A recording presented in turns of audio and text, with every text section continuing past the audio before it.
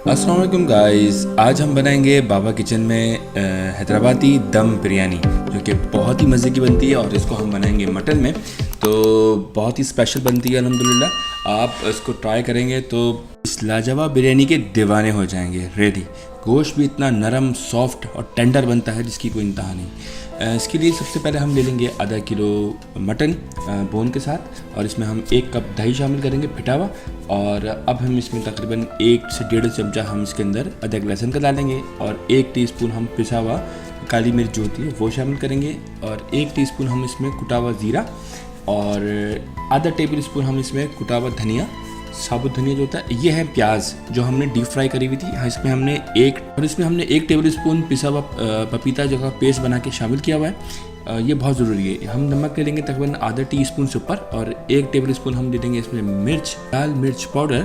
तो अब आधा टीस्पून के करीब हम ले लेंगे इसमें हल्दी पाउडर, और 1 टेबल स्पून के करीब हमने लीव्स निकाले हुए हैं पुदीने के, और 1 टेबल स्पून के करीब हम धनिया की लीव्स शामिल कर रहे हैं इसके अंदर। और ये है बहुत इंपॉर्टेंट, मिर्चें हैं इसमें हरी पिसी भी, ये भी तकरीबन 1 टेबल स्पून जाएगा इसके अंदर। और ये 2 से 4 लेमन के मैंने जूस निकाले हैं तकरीबन 1 टेबल स्पून के करीब। और इसमें हम 4 से 5 table spoon oil, cooking oil जो होता है नॉर्मल, वो शामिल करेंगे। और अब हम इसमें 1 टीस्पून जो है वो गरम मसाला पिसा हुआ जो होता है वो शामिल करेंगे।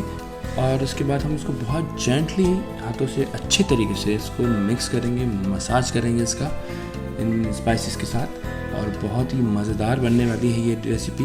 अगर आप इसको एज इट इज़ बना लें तो यकीन जाने बहुत मुनफरिद, बहुत मज़े की बनती है ये हैदराबादी दम बिरयानी। तो ये मेरी दादी माँ की बहुत स्पेशल बिरयानी है जो मैं बना रहा हूँ आज।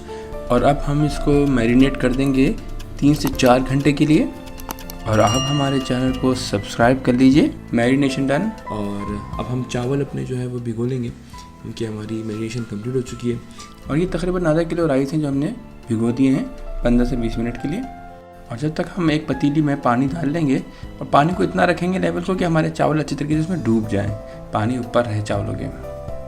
और अब हम इसमें 4 से 5 जो है वो हरी इलायची, और 4 से 5 जो है वो लौंग, 1 टीस्पून इसके अंदर हम काला ज़ीरा शामिल करेंगे, और 2 हम इसमें दालचीनी की डंडियाँ शामिल कर देंगे, 2 से 3 तेज़पात के पत्ते वो शामिल करेंगे, और 2 टेबल स्पून हम इसमें नमक डाल रहे हैं। आप अपने हिसाब से चाहें तो डालिएगा।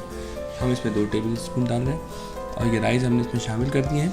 और ये ख्याल रहे कि हमारी चूल्हे की आंच तेज़ रहनी चाहिए। 5 मिनट के अंदर ये पानी के अंदर बॉयल आना शुरू हो जाएगा। तो ये पानी बॉयल होना शुरू हो गया है, अब बबल्स आना शुरू हो गए हैं पानी के अंदर थोड़े थोड़े से। और हम चेक करेंगे, अभी थोड़ी सी कसर बाकी है। हम इसमें तकरीबन 1.5 से 2 टेबल स्पून हम इसमें ऑयल शामिल कर लेंगे, और इसको थोड़ा सा मिक्स कर लेंगे और दोबारा देखेंगे। तो अब मुझे लग रहा है ऐसा कि हमें चावलों को निकाल लेना चाहिए। तो चेक कर लेते हैं। हाँ, ये 25% डन हो गया है, और पानी भी बॉयल होना शुरू हो गया है। इस स्टेज पे हम चावलों को छान लेंगे, अलग कर लेंगे बिल्कुल। एक खाली पतीली में मैरिनेट वाला जो हमने मसाला तैयार किया था वो हम इसमें शामिल कर लेंगे, और इसके ऊपर हम एक थोड़े से चावलों की हम एक लेयर बिछा देंगे इसमें पहले। और ये धनिया पुदीना हम ऊपर से डालेंगे इसके। फिर हम तकरीबन आधे से ज़्यादा राइस हम इसमें डाल देंगे। फिर एक और धनिया पुदीने की लेयर बिछाएंगे। जब वो स्टीम उठती है ना नीचे से, जब स्टीम ऊपर आएगी तो इस धनिया पुदीने की स्टीम भी उसको टच करेगी धनिया पुदीने को, तो बहुत मज़ेदार सी एक स्टीम जो है वो डेवलप होती है, खुशबूदार, वो बड़ी मज़े की लगती है। अब हम इसमें जर्दे का रंग जो है शामिल करके, जो कि हमने दूध के अंदर शामिल किया जर्दे के रंग को, जो कि तकरीबन 2 से 3 टेबल स्पून के करीब होंगे। और जैसे कि आप देख रहे हैं कि मैं इसमें आटे की लोई लगा रहा हूँ। इसको एयर लॉक करेंगे, इसकी स्टीम लॉक करेंगे इसकी हम। जैसे कि हमने इसको बिल्कुल भी इसकी स्टीम को बाहर नहीं आने देना है। ये बहुत बहुत ज़रूरी है। अगर हमारी स्टीम बाहर आना शुरू हो गई दम में, तो हमारे राइस जो भी कच्चे रह सकते हैं, और सबसे बड़ी बात हमारा मीट वो कुक नहीं होगा। तो ये बहुत ही इम्पॉर्टेंट है। और एक और इम्पॉर्टेंट बात, इस 45 मिनट के दम में हम 10 मिनट हाई फ्लेम रखेंगे और 35 मिनट हम लो फ्लेम रखेंगे। ये बहुत इंपॉर्टेंट है। इवनली इसको आप टाइट करें और इसको पैक कर दें तकरीबन 45 मिनट के लिए, और इंशाल्लाह ताला 45 मिनट बाद जो खुशबू उठेगी और जो आपको उसका टेस्ट मिलेगा, और जो गोश्त के अंदर टेंडरनेस आएगी, वो देखने से ताल्लुक़ रखनी होगी। इतना पिंक, इतना ज़बरदस्त गोश्त टेंडर हुआ आपने शायद ही कभी पहले कभी खाया हो। इतना पिंक टेंडर गोश्त।